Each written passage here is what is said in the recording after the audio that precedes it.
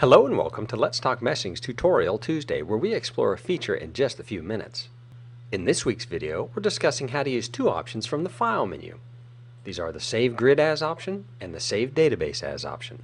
Let's start by opening up Pointwise. Here we see the WingStore Pylon tutorial on our screen. Now what if you wanted to save only the grid entities to their own separate Pointwise file? Well, you can do that by going to the File menu and selecting Save Grid As.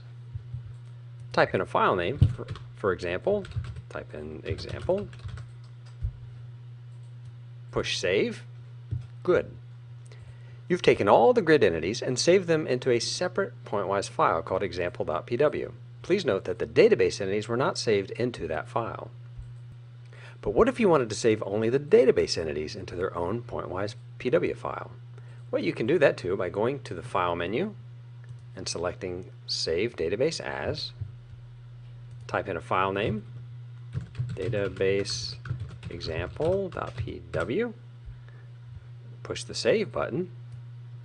You've taken all the database entities and saved them into a separate file called database example.pw. Now please note that the grid entities were not saved into that file.